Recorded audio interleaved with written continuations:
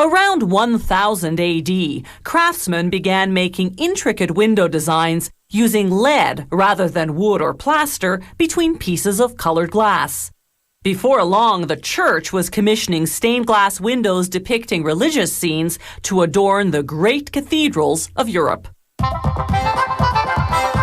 You can make stained glass two ways.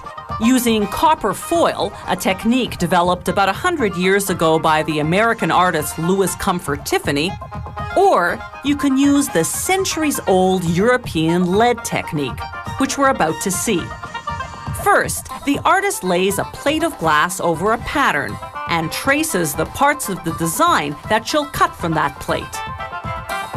Then she scores her trace line using a glass cutter. A quick snap, and the glass separates neatly. She follows the same procedure with different colors and textures of glass for all the pieces of the design.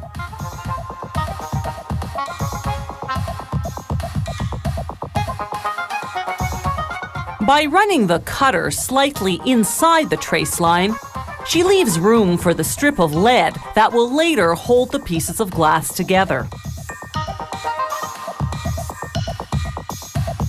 Once she finishes cutting all the pieces, she checks them against the pattern, making sure they fit together properly.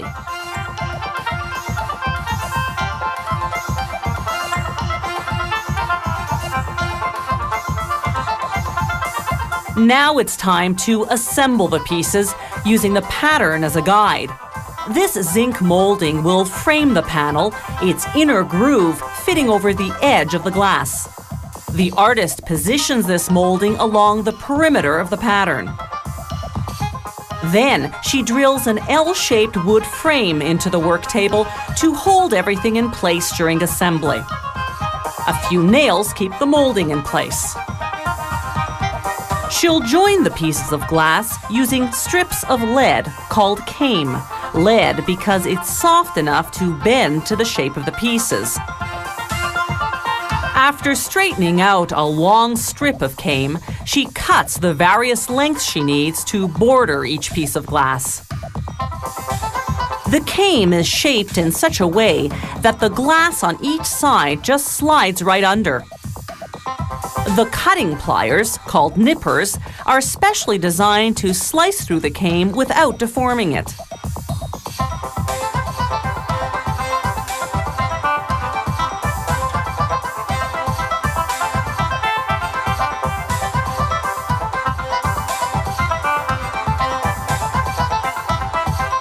Once the artist finishes assembling the glass pieces, she pushes everything gently against the wood frame. This squares the panel and ensures the pieces fit together snugly.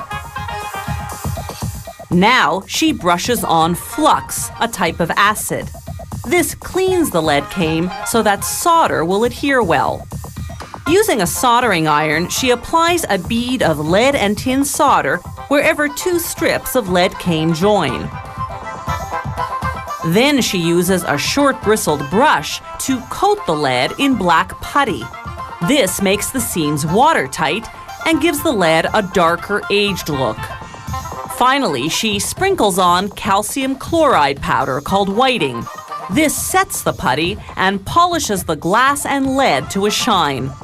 After 4 painstaking hours, the panel is finished. More elaborate stained glass works feature hand-painted detailing. The artist first prepares a design on paper, then cuts the pieces of glass accordingly. He paints the design outline on the pieces in black, then fires them in a kiln to set the paint. To create shading, he applies a coat of brown paint called grisaille. Using a dry brush, he removes it from the parts he wants to highlight, then he fires the glass again. Now he paints in the final details and fires the glass for one last time. The paint contains powdered glass, so the intense heat of the kiln bonds it to the glass pieces. The result is nothing short of spectacular.